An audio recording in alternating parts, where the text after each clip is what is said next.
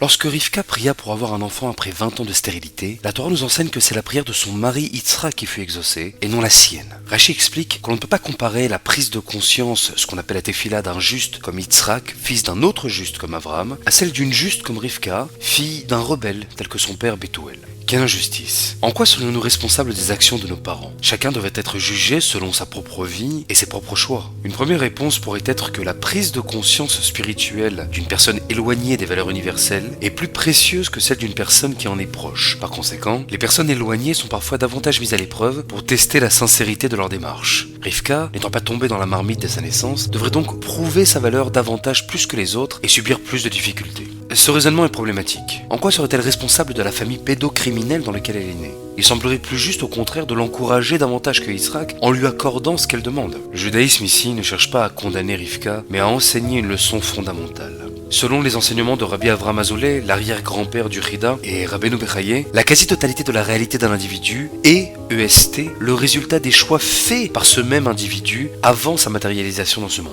Quelle taille il aura, la couleur de ses yeux, son milieu familial, sa richesse, sa pauvreté, ses épreuves de santé ou financières, tout ça a été déterminé par cette conscience préexistante. Rien ou presque rien ne lui a été imposé. L'homme ou la femme ne peut donc jamais se plaindre de son sort. Il résulte de ses propres décisions avant sa naissance. Alors, Rivka aurait donc choisi de naître dans une famille de criminels et de pervers. Pourquoi ferait-elle un tel choix? La réponse est simple, et ça se trouve dans un autre principe fondamental du judaïsme. Ramener les égarés à la raison, c'est ce qu'on appelle leur faire teshuva. Rivka, forte de son potentiel, aura donc choisi de naître dans cette famille chaotique pour les ramener sur le droit chemin. Mais au lieu de réussir cette mission, elle y renonce et fuit son foyer dès le plus jeune âge. Pour cette raison, on va lui faire vivre 20 longues années de stérilité. Un délai où elle aurait pu, ou peut-être même dû, revenir vers son frère Lavan pour tenter de le faire changer. Sa mission était claire, mais elle ne l'a pas accomplie. Contrairement à Rivka, Avraham, lui, a affronté son père Terach, très éloigné de la morale et de la raison, et a réussi à le ramener sur le droit chemin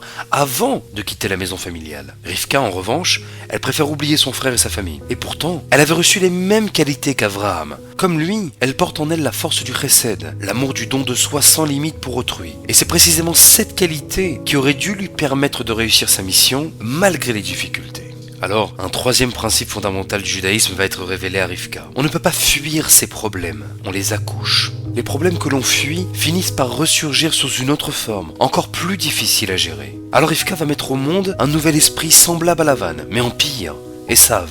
Et à son tour, elle va renoncer à sa mission envers Esav, et c'est à Yaakov que revient ce fardeau. On demande d'abord à Yaakov de sauver Lavan en lui montrant pendant des années que le travail honnête paye toujours, sans avoir besoin de voler les gens. Mais ça ne suffira pas à corriger les défauts de Lavan. Finalement, Yaakov, comme sa mère, renonce et quitte Lavan. Il reste alors Esav à sauver. On espère que Yaakov va lui donner sa fille en mariage, Dina, parce que ce qu'une mère n'a pas réussi, peut-être qu'une épouse pourra le faire. Mais là encore, Yaakov refuse, ce qui entraînera le viol de Dina par un étranger. Esav va donc engendrer une lignée encore plus problématique, qu'on appellera Amalek. Et ça ira de pire en pire, de génération en génération, car personne ne prendra en main ses responsabilités. Ni Rivka, ni Yaakov, ni Yosef, pas même Moshe. Un seul homme plus tard accomplira pleinement cette mission, le roi David, le Mashiach.